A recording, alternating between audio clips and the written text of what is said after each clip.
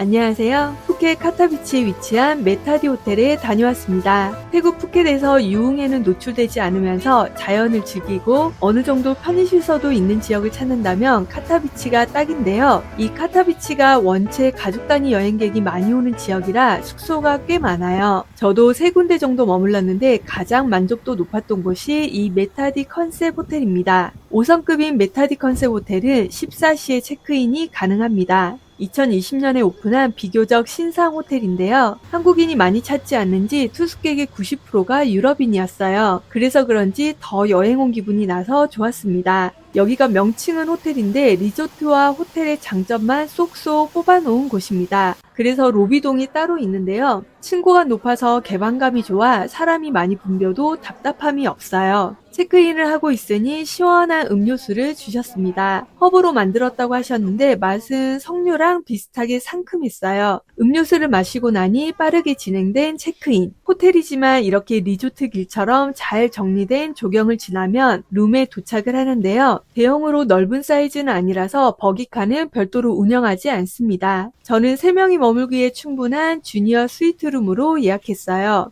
그럼 룸을 살펴볼까요? 1박에 텍스 포함 약 23만원인데요. 3인 조식까지 포함이라서 인근 숙소에 비해 가성비도 아주 좋습니다. 킹사이즈 메인 침대와 함께 엑스트라 베드를 추가했어요. 체크인할 때 아이가 있는 거 보시더니 이렇게 귀여운 문구와 태국 상징 코끼리도 수건으로 만들어주셨습니다. 숙소에 머무는 내내 아이 애착 인형이 돼서 잘 가지고 놀았어요. 제가 비염이 심해서 먼지에 바로 반응을 하는데요. 카페트 없는 바닥과 훌륭한 청소 상태에 먼저 만족했고요. 바스락 소리가 들릴 정도의 이 깨끗한 침구류 덕분에 2번 만족했습니다. 매트리스도 탄탄한 타입이라서 허리나 등이 아프지 않았어요. 이 추가한 침대는 메인 침대에 비해서는 매트리스가 푹신푹신한 편이라서 아이는 여기를 더 좋아했습니다. 침구류 위에 이렇게 캐슈넛 캔디가 웰컴 선물로 있었는데요. 캔디라고 쓰여 있지만 우리가 생각하는 사탕이 아니라 적당히 달달한 캐슈넛 과자 느낌이라서 간식으로 먹기 좋았습니다. 주니어 스위트룸은 16평 정도의 공간인데요. 여기가 공간 분리를 진짜 잘 해놨어요. 들어서면 왼쪽으로는 냉장고, 금고, 티포트가 있는데요. 물은 매일 3병씩 제공이 되는데 더 필요하면 데스크에 요청을 하면 무료로 가져다 주십니다. 그리고 오른쪽으로는 짐을 놓을 수 있는 공간과 세면대, 샤워 공간이 있습니다. 공간이 넓고 깔끔해서 여기에서 푸켓 한달살이를 하면 행복하겠다 싶더라고요.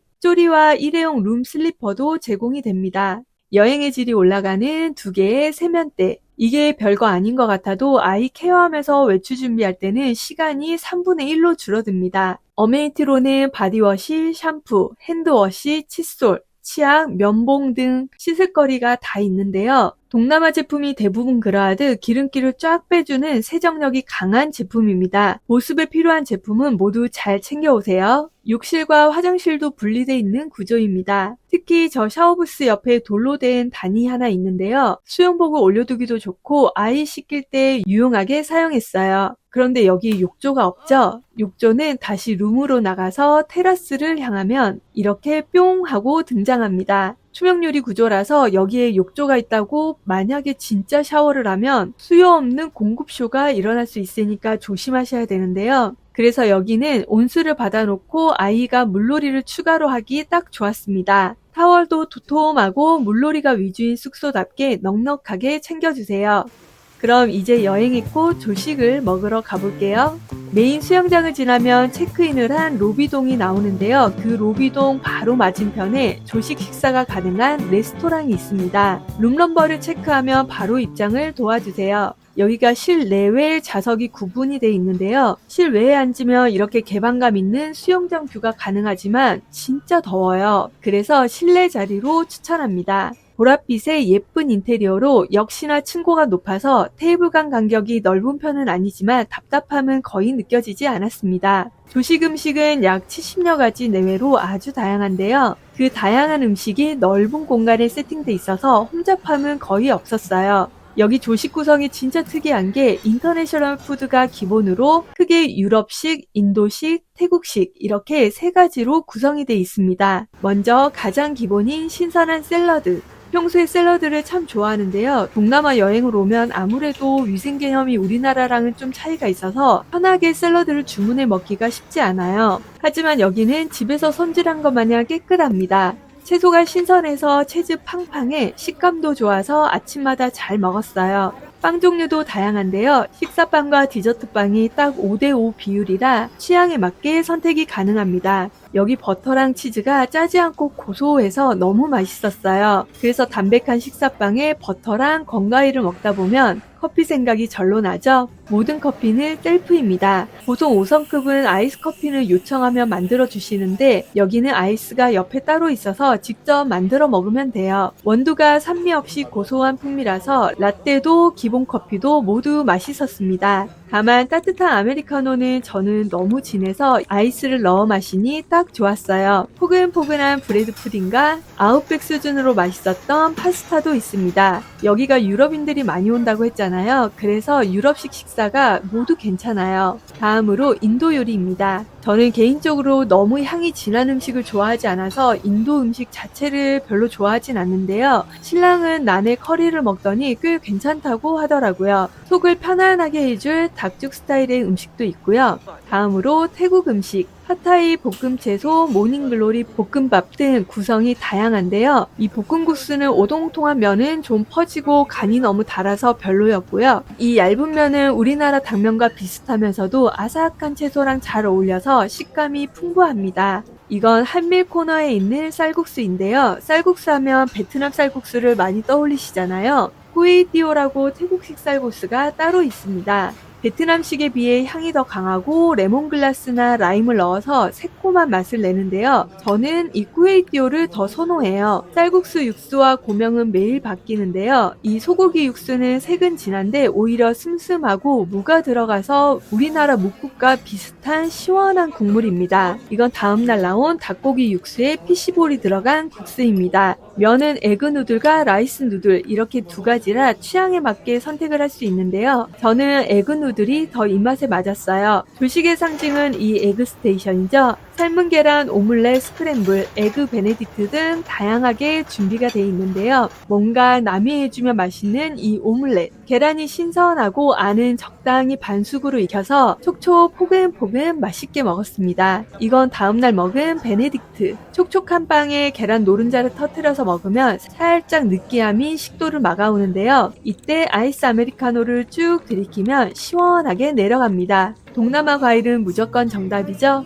야무지게 먹고 이어지는 물놀이 타임. 여기가 수영장이 메인풀을 중심으로 골드풀과 레드풀 그리고 키즈풀 4군데가 있습니다. 이 수영장들이 따로따로 있는 게 아니라 거의 연결이 돼 있어서 메인풀에서 놀다 보면 모든 풀을 다 경험할 수 있어요. 다만 키즈풀을 제외한 곳은 깊이가 1.3m라서 어린이는 항상 보호자가 같이 있어야 안전하고요. 튜브나 수영조끼를 꼭 입히는 걸 추천합니다. 튜브는 옆에서 직원분이 무료로 공기도 넣어주시니까 큰 튜브도 부담 없이 챙겨올 수 있어요.